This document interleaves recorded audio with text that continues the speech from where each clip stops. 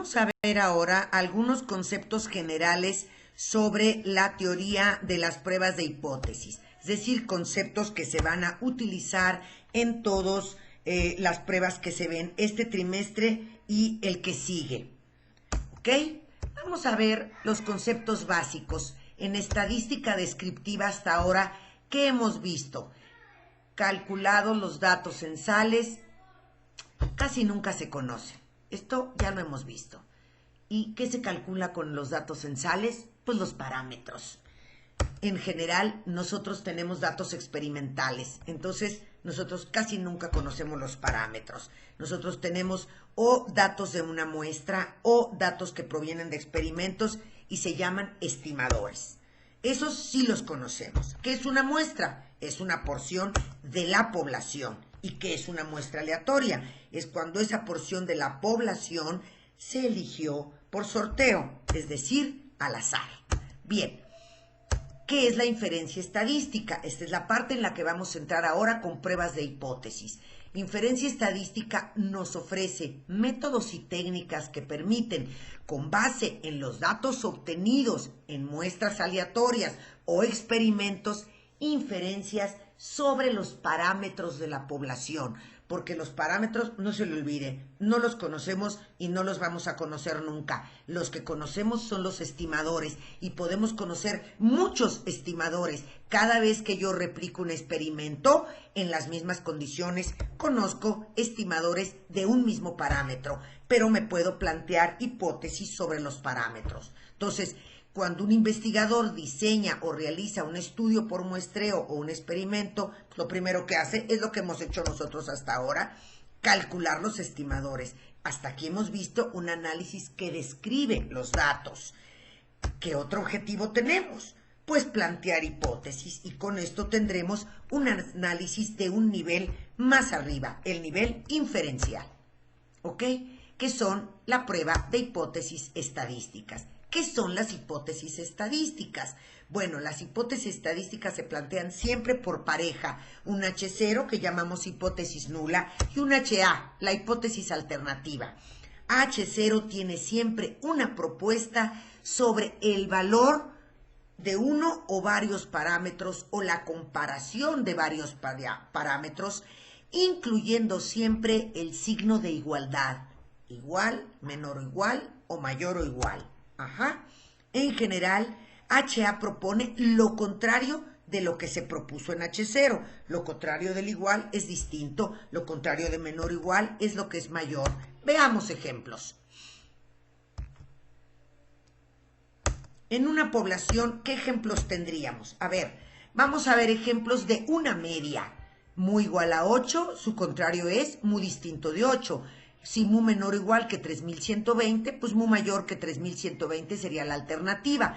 Ahora nos veamos ejemplos de medianas. Ahora veamos ejemplos de proporciones. Fíjense bien, este valor 8 o 3120 o aquí el punto 50 o el punto 25, no lo soñó el investigador en la noche y los puso en la mañana. No, esos tienen un referente teórico, un antecedente en la industria, o bien es el resultado de investigaciones previas. Vamos a poner un ejemplo. Vamos a pensar que un libro de teoría señala que a lo más, una especie de perros vive a lo más 12 años. Y esto está en un libro teórico. Pero investigadores en zootecnia crean un alimento especial y una dieta, todo un protocolo para estos perritos, y entonces ellos dicen, no, yo creo que estos perritos pueden vivir más de eso, más de 12 años. Bueno, entonces yo puedo estar queriendo probar que una mediana, que una mediana es menor que 12, mayor que 12, que una media de vida es menor que 12 o mayor que 12. Si quiero mayor que 12, aquí diría mu menor o igual que 12 contra mayor que 12, o la mediana menor o igual que 12 contra mayor que 12. A ver, si yo tengo que hay un medicamento que se publica desde su vademecum que produce acidez en el 25% de las personas que la toman. Por lo tanto, se tienen que tener las precauciones. Y entonces alguien puede decir, oye, pues yo creo una clínica que si el paciente cuando va a tomar este medicamento toma omeprazol, por ejemplo, por la mañana, disminuimos la probabilidad de 25% a que sea menos. Y lo hacemos con una muestra y quiero probar que esa proporción disminuye del 25% si al tomar ese medicamento que produce acidez, toma al levantarse un omeprazol. Para probarlo, quiere probar lo que quiere rechazar, que es mayor o igual que 0.25 contra menor que 0.25. Quiere decir que estos valores 0.25, 0.12, igual que 8, distinto de 8, salieron de un marco de referencia teórico, ¿ok? Vamos a suponer que nosotros tenemos en la industria una producción promedio de 8 artículos por hora y ahora hemos cambiado el proceso productivo. En la línea de producción hemos hecho cambios y entonces ahora hago un experimento, produzco una cierta muestra de estos artículos y voy a ver si la media con el nuevo proceso difiere de 8 o es mayor que 8 o bajó de 8, o sea, mi nueva línea de producción es mejor, es peor. ¿Qué es? Ok, vamos a ver ejemplos de dos poblaciones. Cuando tengo dos poblaciones, puedo comparar en una variable cuantitativa dos medias o dos medianas. En variables de la binomial podemos tener la comparación de dos proporciones. Nótese que aquí no tengo ningún valor concreto. Lo que nosotros tenemos es la comparación. Tengo dos tratamientos o dos medios, cuando recuerden los ejemplos de glucosa y sacarosa para que creciera Saccharomyces cerevisiae, y puedo querer comparar y decir, yo quiero comparar que la producción de, vamos, con la sacarosa es mejor que con la glucosa, donde 1 es sacarosa y 2 es glucosa. Nótese que estoy aquí. O quiero probar que la mediana de esa producción con glucosa es mayor que sacarosa o con sacarosa menor que glucosa. Y puedo querer probar, por ejemplo, que la proporción de acidez como efecto secundario del medicamento es mayor en los jóvenes que en los adultos. Y estoy aquí, la proporción de la acidez. Fijan, yo ya no estoy poniendo un 25% o un 50%, simplemente estoy diciendo la proporción en jóvenes es mayor que la proporción. Aquí ya no hay un valor. Bien, lo mismo va a ocurrir si tenemos pruebas que comparan varias medias. En este caso tendríamos 5 tratamientos distintos y quiero probar que las medias de biomasa por los 5 tratamientos son iguales contra la negación de todos son iguales. No es como usted podría creer que todas son distintas, es al menos una es distinta, y lo mismo ocurre con las medianas y lo mismo ocurre con las proporciones. Al menos una proporción es diferente. Así establezca usted proporciones concretas, como aquí, al menos una es diferente, es la alternativa. Bien, vamos a ver qué es una prueba de hipótesis estadística. Una prueba es un procedimiento basado en la muestra y en probabilidades. Para eso vimos nosotros antes de este tema las distribuciones. Recuerden, la normal, la t-de-Student, la G cuadrada, la binomial, justo para buscar probabilidades.